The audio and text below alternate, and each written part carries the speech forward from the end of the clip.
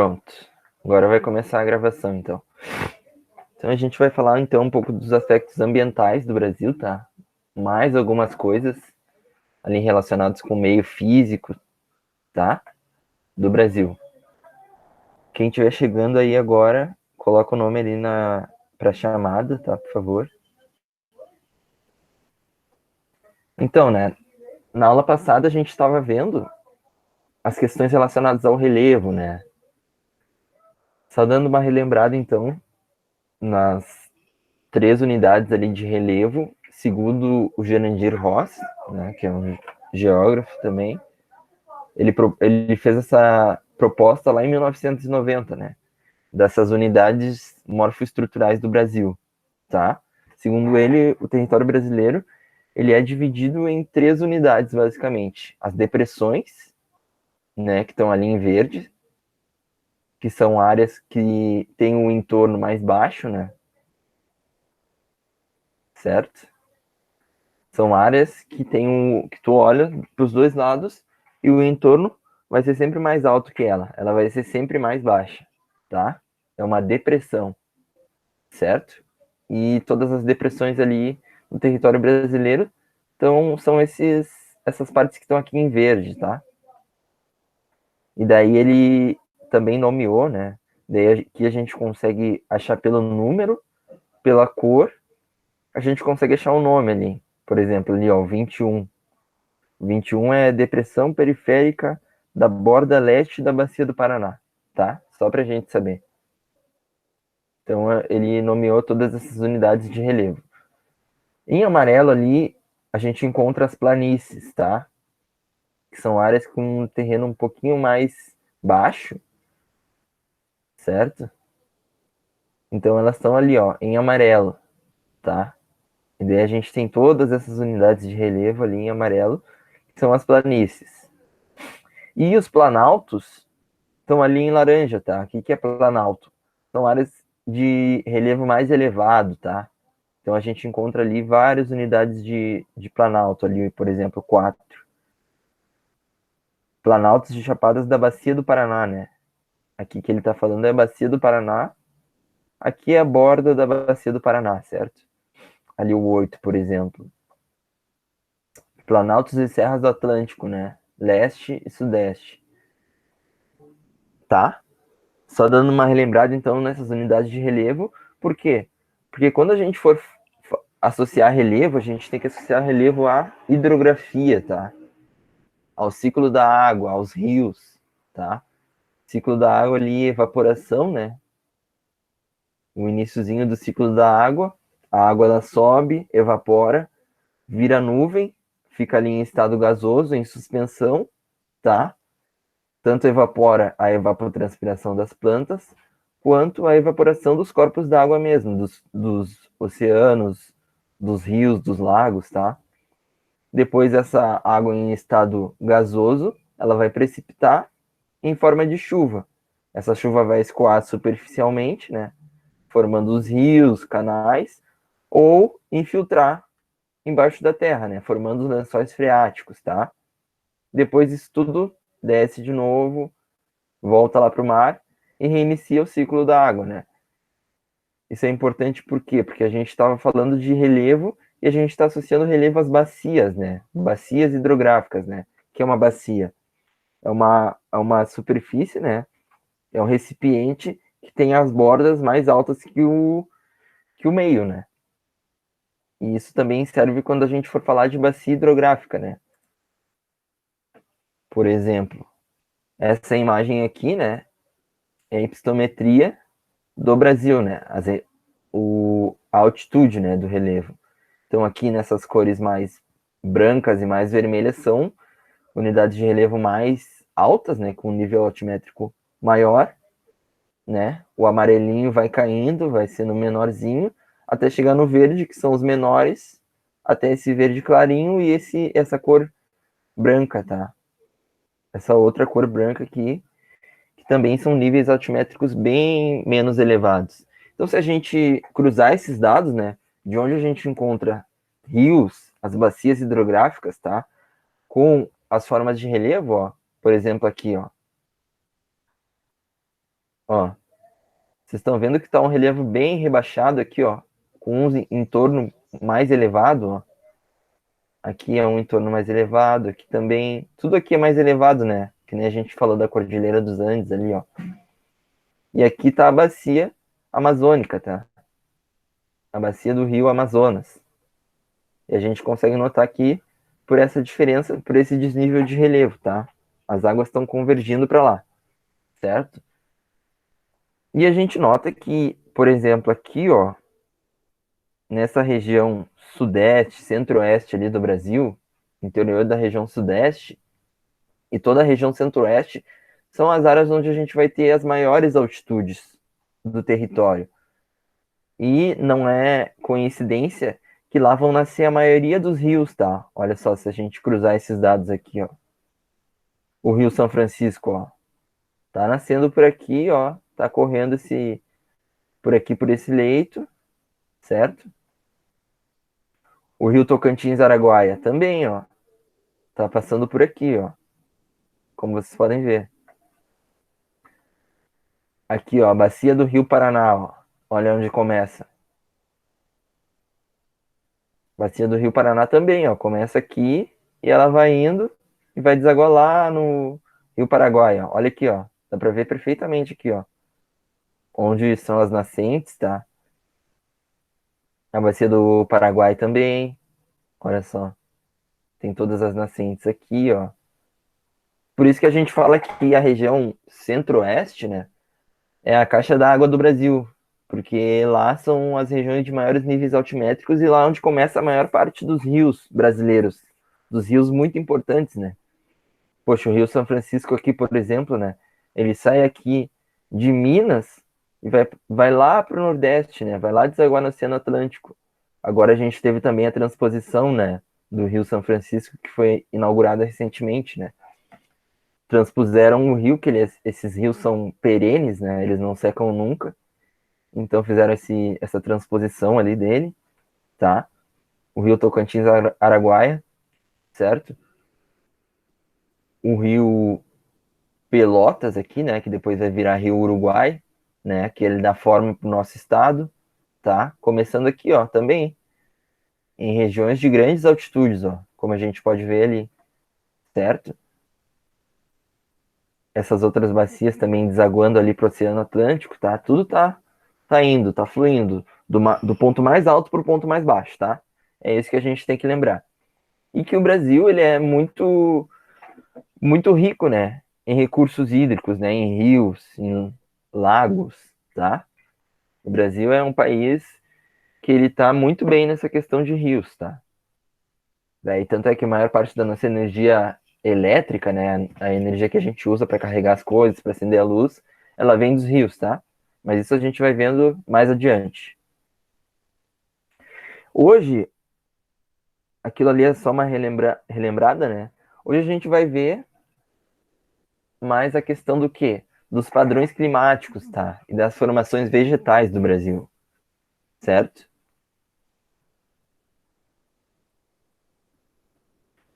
Para estudar, né, os padrões climáticos, a gente tem que lembrar de algumas coisas, tá? A primeira delas, ó, quem chegou agora coloca ali o nome na chamada, tá? A primeira delas é que a Terra, ela aquece, o Sol, ele aquece a Terra de forma desiguais, tá? Graças a esse eixo da Terra que é inclinado, certo? O eixo inclinado faz com que a Terra ela tenha um aquecimento desigual, tá? Então, vão ter zonas mais aquecidas, né? Zonas quentes, que nem essa aqui, né? Que está em amarelo, que é a zona tropical, tá? A região mais aquecida vai ser essa aqui, em torno da linha do Equador, tá? A gente vai ter uma zona mais aquecida, que é a zona intertropical, né? Que o Sol vai incidir com um ângulo melhor, vai aquecer mais, consequentemente vai evaporar mais água, vai ter mais umidade, tá? Uma zona aqui em verde, duas zonas, aliás, em verde, que são as zonas temperadas, tá? Tanto no hemisfério norte quanto no hemisfério sul, tá? Que as temperaturas variam de acordo com a época, né? Com a estação do ano. tem menos umidade, menos crescimento de vegetação, certo? A gente vai ter as estações mais bem definidas, né? E duas zonas polares, tá? Uma zona polar aqui no hemisfério norte e uma zona polar lá no hemisfério sul, tá? As temperaturas vão ser mais baixas, tá? Os raios solares vão incidir com um ângulo muito, muito pequeno, tá? Vai ser quase como se fosse o sol do final do dia sempre, certo? Então, vai possibilitar aí a formação de geleiras, esse tipo de coisa, tá? Então, só relembrando, né? O Brasil, ele tá aqui na América do Sul, certo? Aqui é América, né? Aqui a gente tem a linha do Equador, tá? Aquela zona mais aquecida do planeta.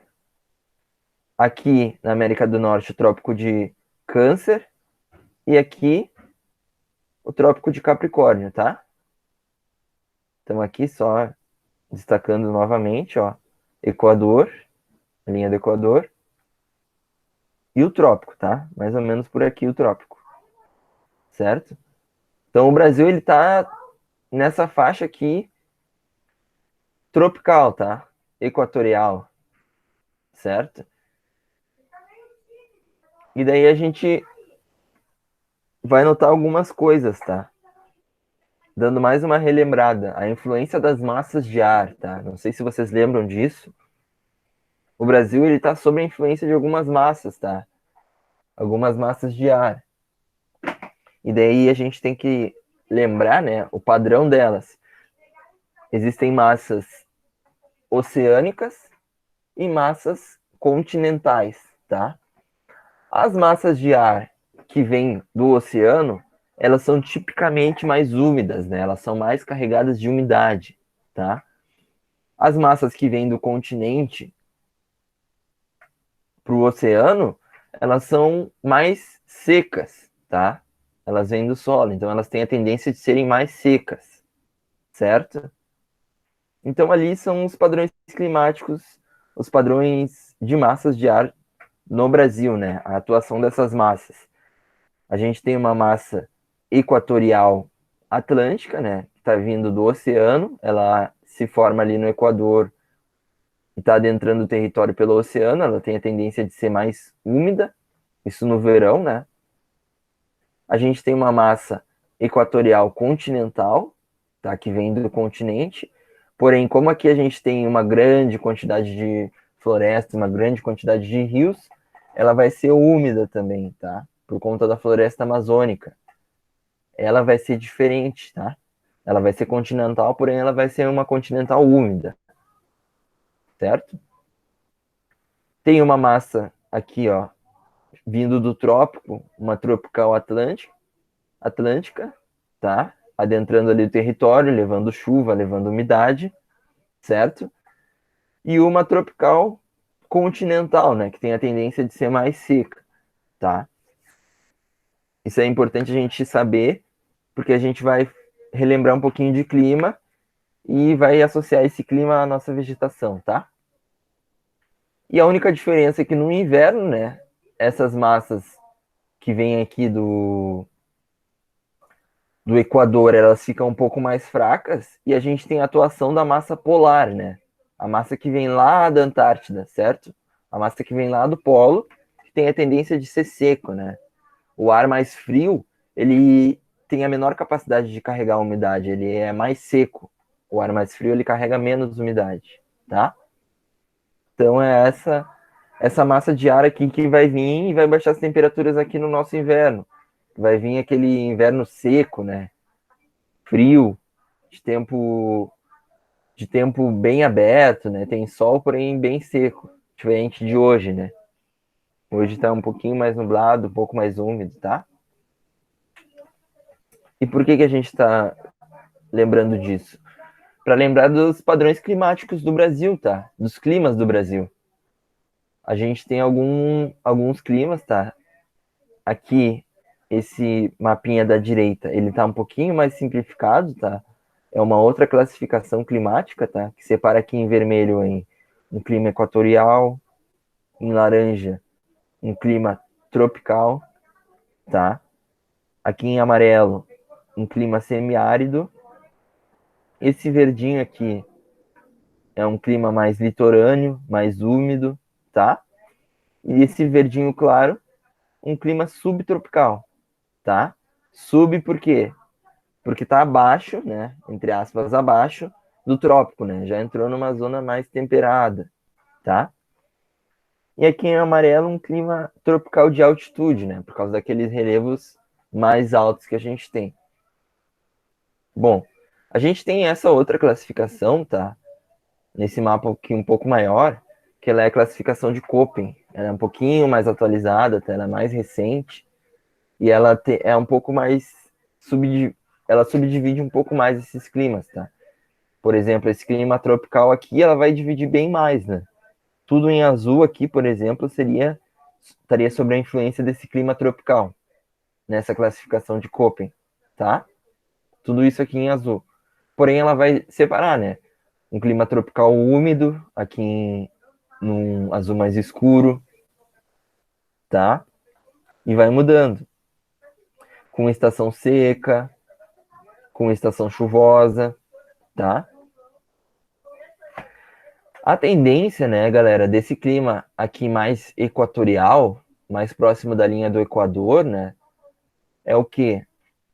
As pessoas que moram lá, elas não sentem a diferença entre verão e inverno, porque lá é sempre muito quente e é quase sempre muito úmido, né? Sempre muito úmido também, certo? É muito quente, muito úmido. Eu fui para lá uma vez, é sufocante, assim, o calor é muito grande, tá? Eu tive a oportunidade de conhecer, fui numa época mais seca, que não tinha tanta chuva, mas chovia bastante também, certo? E lá tem épocas do ano que chove, assim, quase que todos os dias, né? De tanto calor, de tanta umidade, né? De tanta água evaporando aqui próxima à linha do Equador, tá? Muita precipitação. Os solos, eles são mais lavados, tá? Os solos, eles perdem um pouco dos nutrientes porque tá toda hora chovendo e tá toda hora lavando esse solo. Mas faz com que os rios, né? A quantidade de rios que a gente tem ali são muito grandes, tá? Eles costumam dizer que os rios lá são as ruas deles, né? Até é curioso porque tem posto de gasolina assim no meio do rio, sabe? Tipo, posto Ipiranga, aquela piadinha do posto Ipiranga, tinha um barco assim que era um posto Ipiranga no meio do Rio Negro ali, do Rio Amazonas. Então são coisas bem curiosas assim. Os modos de vida acabam sendo diferentes, né? Até o próprio modo de se alimentar, né? A alimentação também baseada muito nesses peixes, tá? Certo? A gente tem ali um clima em amarelo semiárido, né? Que são climas com poucas chuvas, tá? Muito secos, certo? Ali, ó, subtropical. Tudo isso aqui nessa cor verde, tá? E daí ele separa em um subtropical de verão quente, né? Que é aqui onde a gente tá, certo? Nessa cor esverdeado aqui, um verde mais clarinho. E um subtropical úmido de verão temperado, né? Que são regiões um pouquinho mais elevadas, tá? Certo? Então a gente tem diversos climas aí também no Brasil, né? O Brasil é um país continental, certo? O Brasil é um país que é muito grande, é muito diverso, tá? Ele tá pegando várias faixas de latitude. Em extensão, ele é o quinto maior país do mundo, tá? Às vezes a gente não tem a dimensão disso, né? Tem estados do Brasil que são maiores que países, né? Então, às vezes a gente não sabe, né? Não tem a dimensão disso, tá? E associado a esses climas, né? Aqui, ó, que estão os padrões climáticos, a gente tem as formações vegetais, né? As formas de vegetação, né? Então a gente tem ali a primeira delas que a gente vai falar vai ser essa aqui, né? A vegetação, a formação vegetal amazônica, né? Floresta equatorial, tá? Que são grandes florestas, tá? Associados a muito a esse clima úmido, tá? Floresta equatorial. A gente está falando num clima ali próximo da linha do Equador, né? Os climas, a zona mais aquecida da Terra, né? Então favorece muito essa precipitação, essas chuvas, essa umidade, também favorece o crescimento de vegetação, tá? E como vocês podem ver aí nessas imagens, é uma vegetação mais densa, tá? É uma vegetação mais fechada, tá? As árvores, galera, é uma mata muito mais fechada, muito mais densa. Essas árvores, elas têm a tendência de crescerem muito mais, tá? Não só por esse favorecimento, né? Mas porque elas também estão competindo pela luz solar, né? Elas precisam do sol. Então, uma árvore que vai crescer, ela tem que crescer muito alto, acima das outras, para conseguir pegar esse sol, certo? Ah, tá. Tá, beleza, tudo bem. Tá, tranquilo. Se tu tá conseguindo enxergar,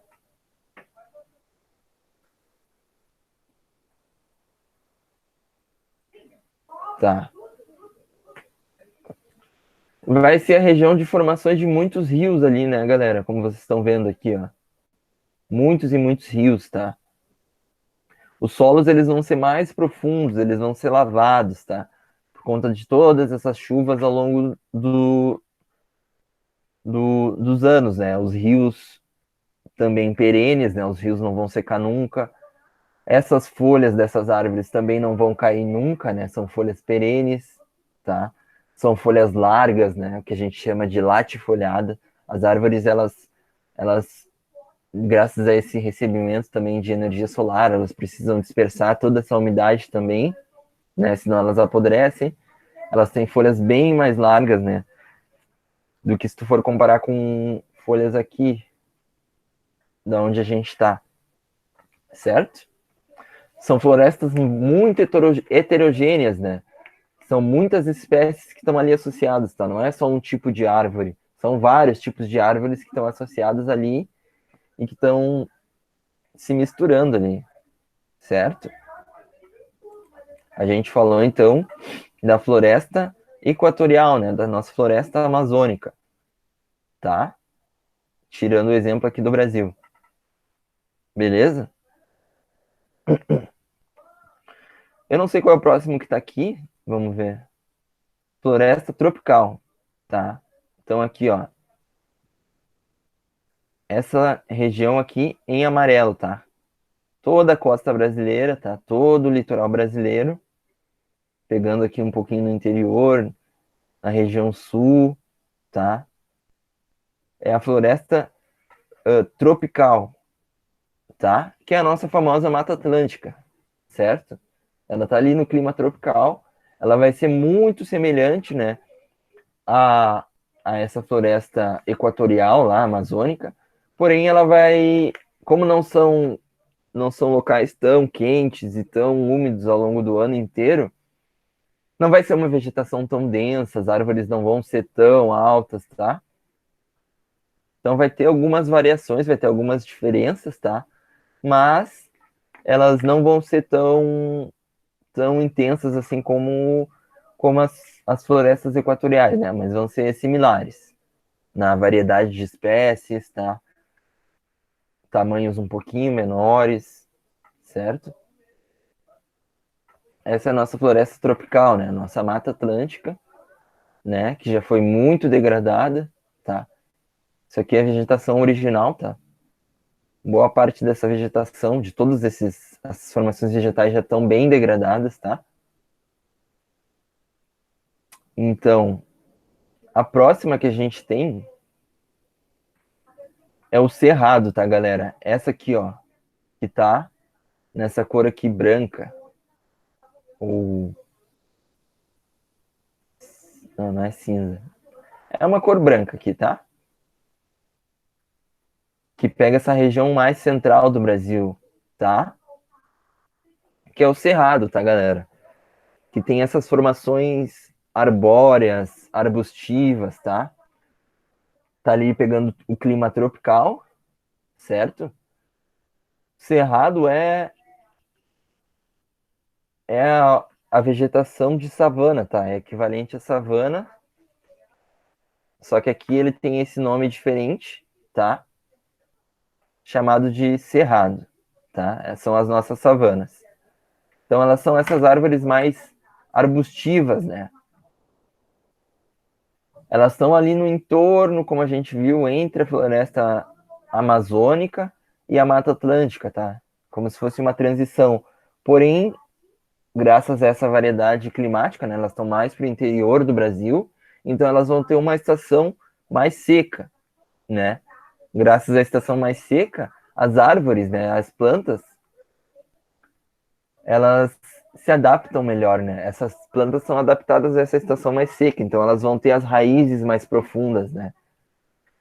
Os galhos, vocês podem ver, né? Esses galhos são bem mais grossos, tá? São tortuosos, eles estão ali fazendo essas formas muito, muito loucas ali, tá? Então, ela tá adaptada a uma estação mais seca, tá? Que a gente consegue notar ali por essas imagens, e uma mais úmida, certo? Então, sobre a influência, então, dessas raízes mais profundas, esses galhos mais retorcidos, tá? Elas também estão adaptadas, ocorrem aí queimadas naturais também, tá? Então essas plantas estão mais adaptadas, elas são mais resistentes, tá? Cerrado, certo? Não sei quem é que fez o trabalho falando da região centro-oeste aí, mas também tem muito essa questão da soja entrando aí Eu fiz o nesse trabalho do bioma. Centro-Oeste. Uhum. Eu fiz da Sudoeste. Ah, beleza. Tem muito essa questão da soja, da agricultura, né, que está degradando muito esse ambiente também, tá? Certo?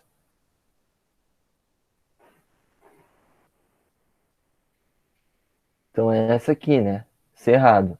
Entre aqui a floresta equatorial, a amazônica, e a floresta tropical, né? A nossa Mata Atlântica. Nosso país é isso aí.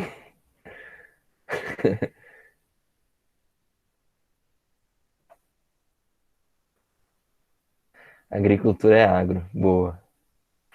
O agro é tech. O agro é pop.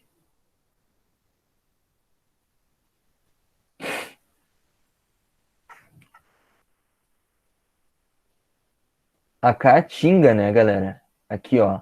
Que tá nessa cor meio rosada, meio bege, sei lá. Tá? Certo? Essa aqui. Então a caatinga tá ali sobre a influência do clima semiárido, beleza? E tem diversas formações vegetais também, tá? Tem diversas plantas, diversos animais, tá?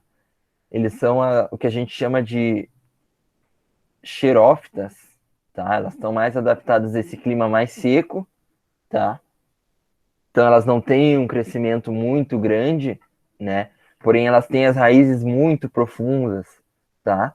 Essas árvores elas conseguem buscar água lá numa camada muito, muito profunda do solo, tá? E é isso, as plantas elas estão adaptadas àquele ambiente que elas estão vivendo, os animais também, certo? Tem muita influência de correntes de ar seco, tá bom?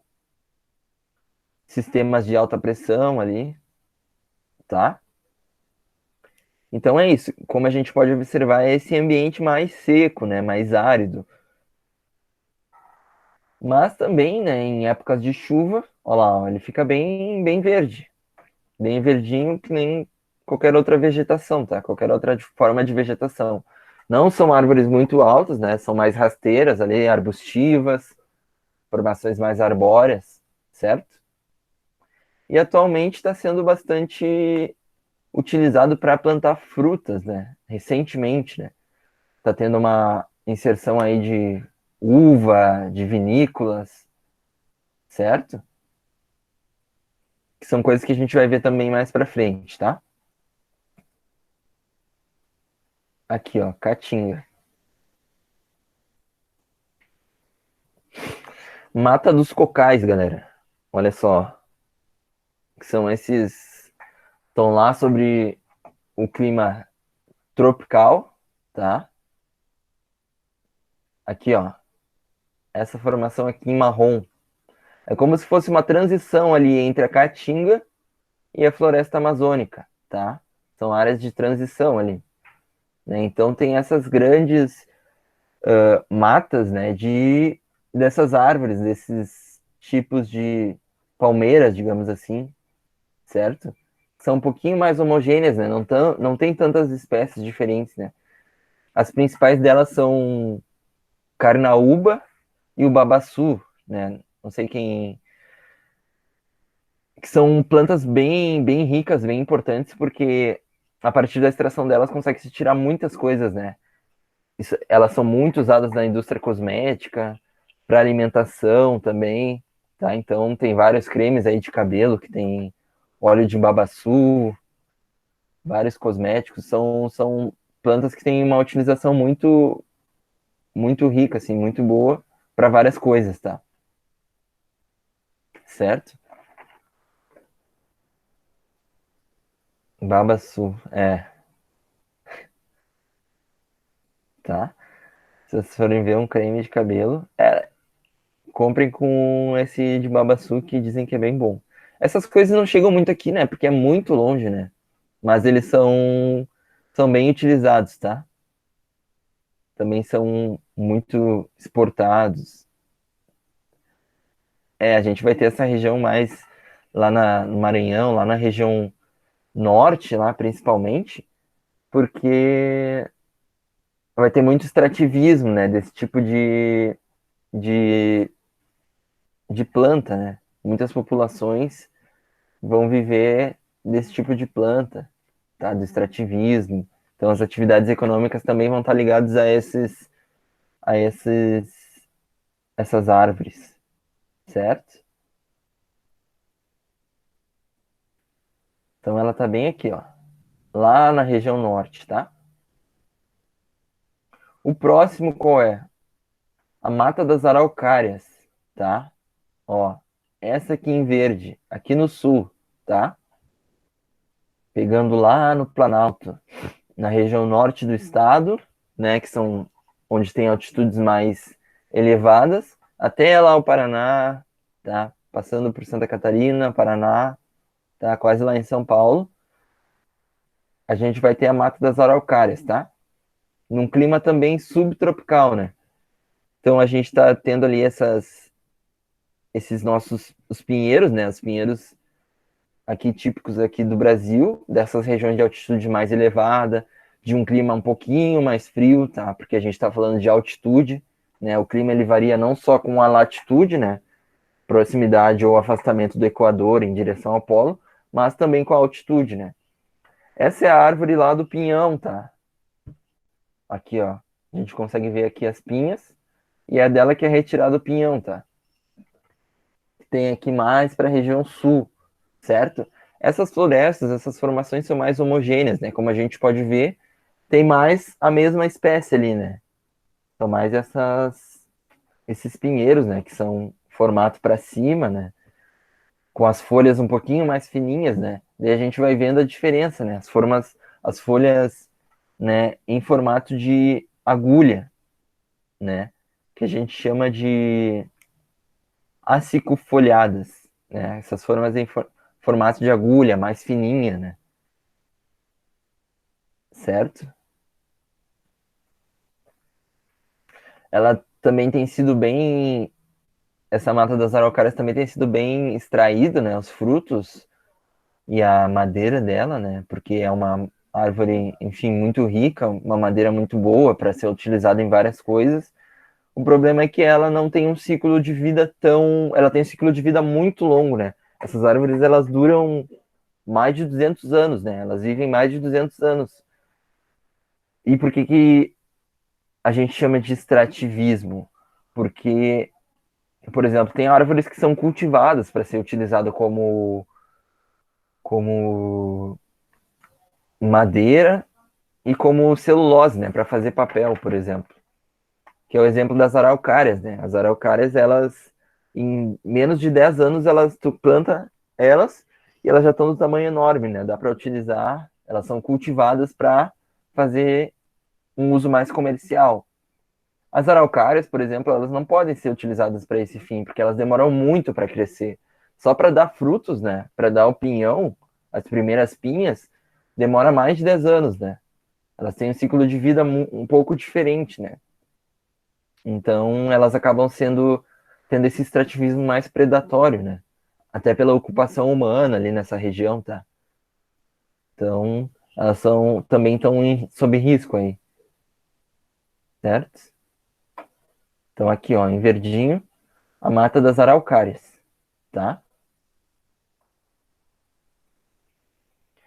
Aqui no sul, mais pro sul do Rio Grande do Sul, a gente tem os campos, né? As pradarias ou pampas, né? Como são chamados também, certo? Que são essas vegetações mais rasteiras, né? Essas gramíneas, herbáceas, tá? Elas não vão ter uma altura muito elevada, né?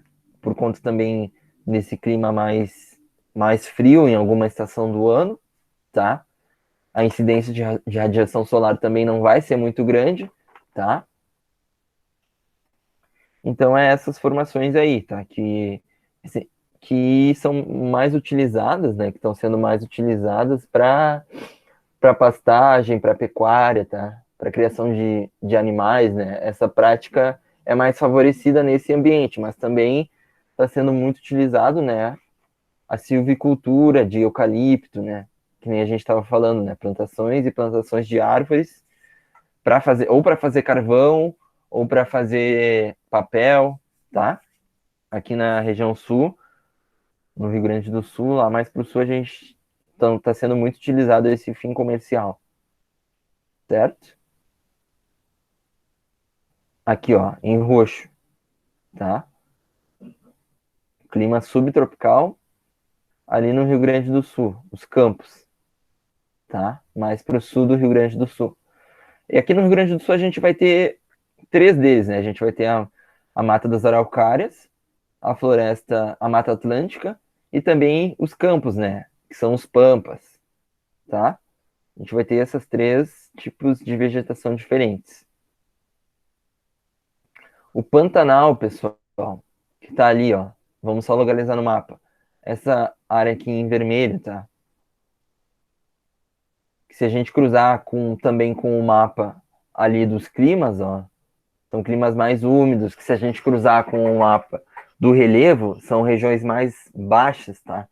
São áreas mais baixas que vai sofrer a influência desses grandes rios e vai, em determinada época do ano, vai alagar, tá? Vão ser vegetações que vivem em uma época do ano alagadas, tá? Então, associado a essas formações vegetais, esse bioma, vão ter diversas espécies animais, né? É um patrimônio ali da humanidade, né?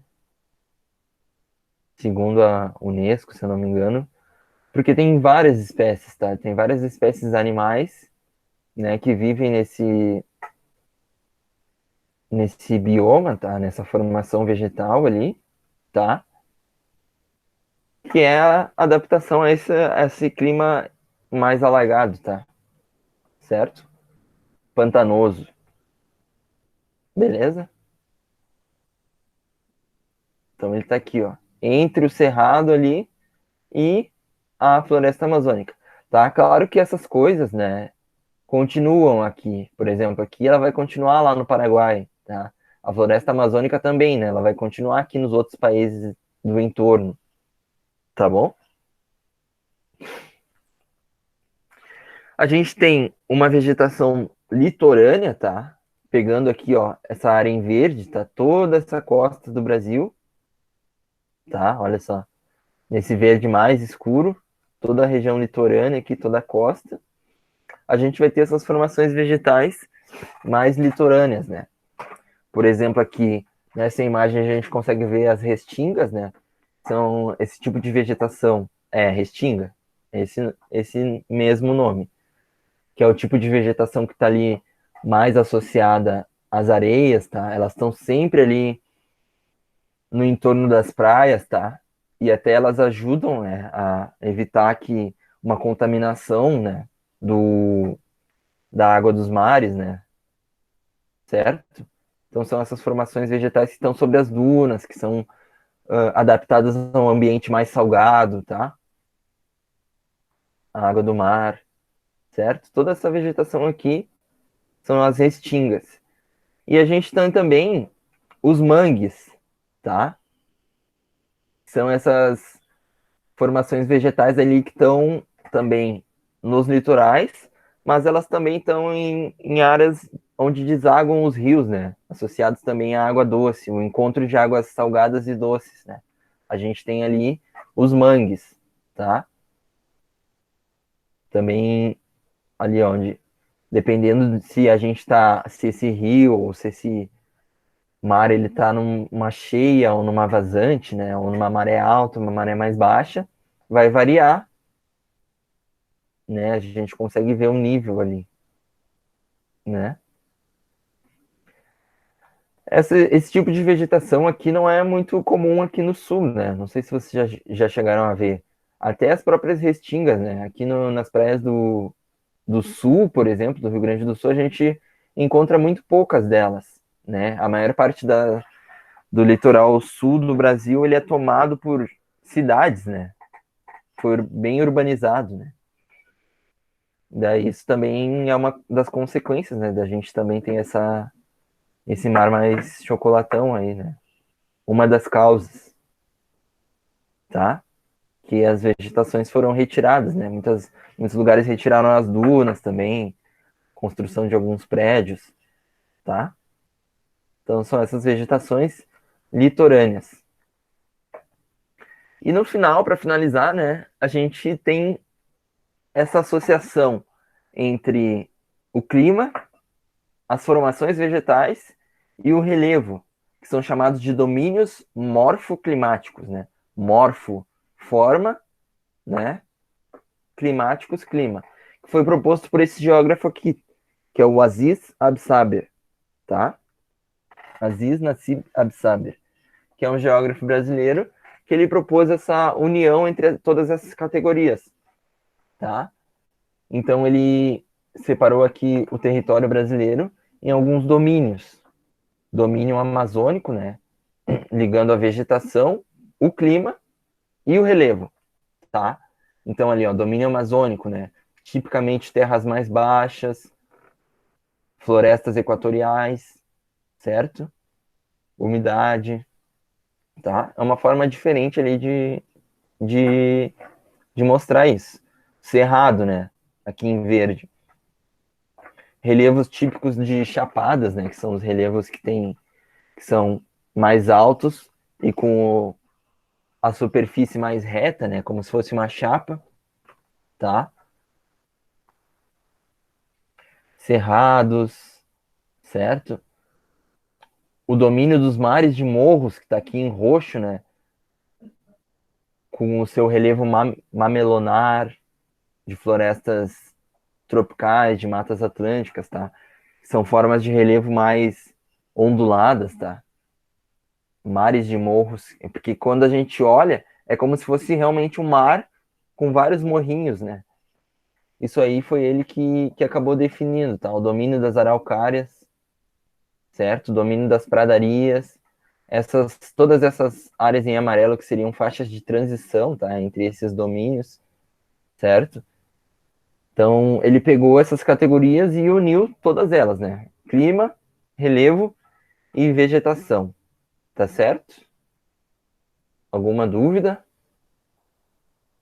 Vou interromper aqui então a gravação.